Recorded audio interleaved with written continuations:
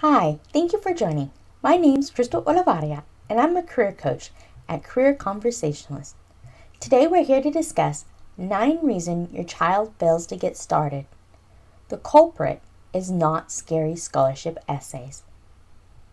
Enthusiastically encouraging your child to apply for scholarships to afford college is not a great approach. Simply encouraging your child to go after scholarships generally implies that there's a lack of money available in your family's budget to afford college. The responsibility of making up the difference between what your family can afford and how much college costs can be an overwhelming burden for your child. You can choose to view the situation as a burden or an opportunity for your child to grow and become a go-getter. Even if your family can fully afford college, there are many benefits your child will experience by stepping up to help pay for his or her own college education. How you approach the scholarship subject will impact whether or not your child gets off to a great start or fails to get started. Before you have the scholarship conversation, here are 9 things to consider about why your child may fail to get started. 1. Unclear expectations and lack of vision. Simply encouraging your child to apply to as many scholarships as possible gives your child a fuzzy target to aim for. Fuzzy targets do not get hit. Instead, try giving your child an amount to aim for and a reason why you chose the amount you did. Say something like, I am encouraging you to apply to multiple scholarships.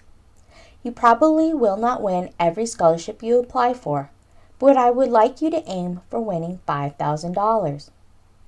Winning $5,000 will go a long way in helping to pay for your college education. It will cover the cost of books, supplies, and a college meal plan. 2. No launch pad. Not knowing where to start creates overwhelm and results in your child failing to get started. Set your child up for success by providing a place for your child to launch from. Say something like, make an appointment with your high school guidance counselor and see if there's a list of scholarships available for graduating seniors. Even though you are not a high school senior, I think it is important for you to know if your school offers this resource. If your school offers a list of scholarships, then ask for a copy of the list. I think it is important for you to check out the requirements. If you know what the requirements are, then you can start pre-planning and preparing now. 3. Lack of resources. Your child expects to receive resources in one form or another. For example, when your child starts a new class, your child expects a corresponding textbook. When there is an upcoming test, your child expects a study guide. When your child is going to be graded on a presentation, your child expects a grading rubric. Your child has been conditioned to expect resources. Prevent your child from freaking out about not having a scholarship resource by obtaining the electric copy of the Grant and Scholarship Treasure Hunt Map Workbook. 4. Ranking priorities. Your child is secretly waiting for your direction to guide him or her about how high scholarships are on the priority list. Your child is looking for guidance about how to handle the task at hand. Say something like, scholarships are important because the more money you win now, the less money we will need to borrow to pay for your college education. Therefore, finding and applying for scholarships is important, but I do not want it to be something you stress about. I will be extremely proud of you if you manage to consistently spend 2 to 3 hours a week looking for and applying to scholarships. I would rather you spend time on scholarships than joining another extracurricular activity. 5. Assistance available. Unfortunately, asking for help is often looked down upon because it implies that your child is not smart enough to figure it out on his or her own. However, we live in a world that is constantly changing, and it's not possible for anyone to figure out everything on his or her own. Help your child change his or her mindset about asking for help. Make the subjects of scholarships a safe place for your child to develop the habit of reaching out and asking for help. Say something like, I expect you to reach out and ask for help when looking for and applying to scholarships. I don't expect you to know everything, and that's not a realistic expectation. While I might not know the answer, we can search for the answer together. 6. No accountability. Simply assigning your child the task of applying to scholarships does not automatically mean your child will do it. Instead of feeling like an enforcer and nagging your child to get it done, set healthy expectations that you will be checking in on progress. Say something like, I want you to know that occasionally I will be checking in and asking about your progress.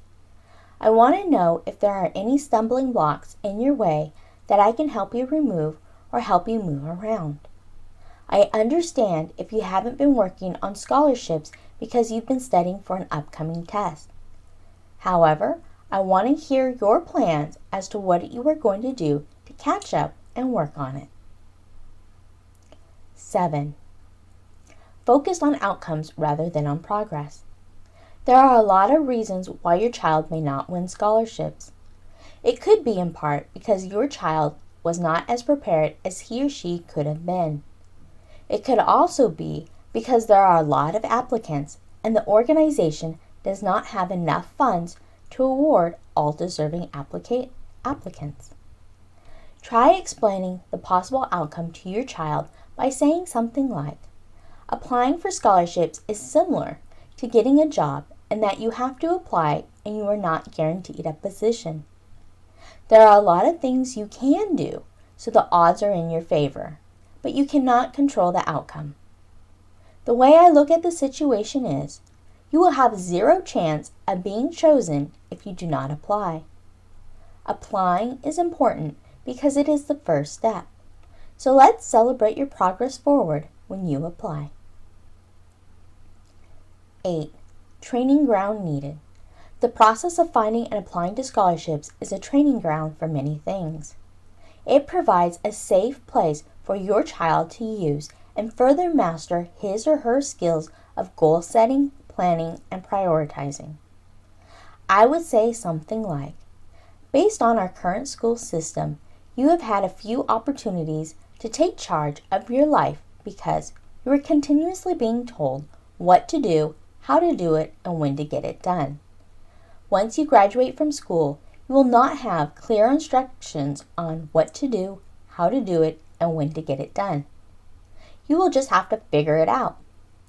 I would rather you get used to this unstructured environment of finding your own way now while you are at home than once you graduate and you are an adult with bills. 9. Expecting to fail for the wrong reasons.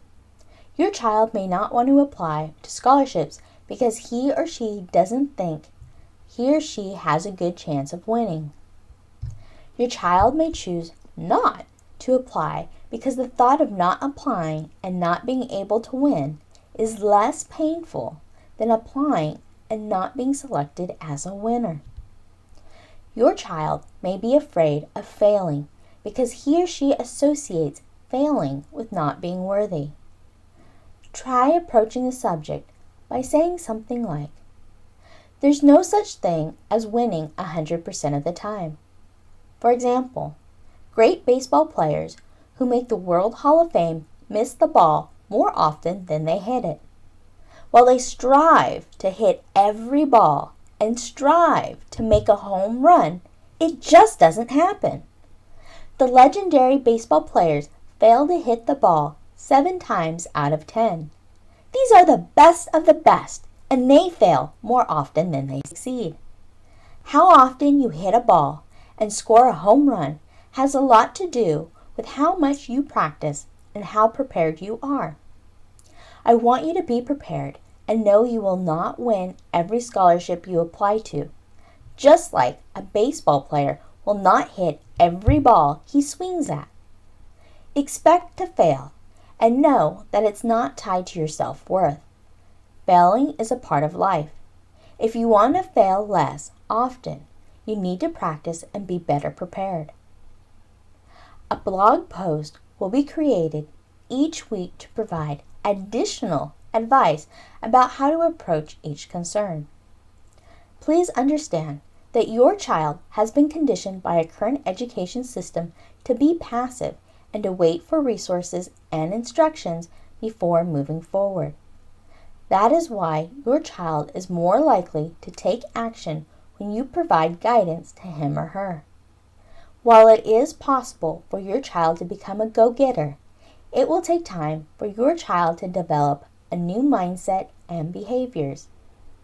It is possible for your child to learn how to take initiative with some proper guidance and patience.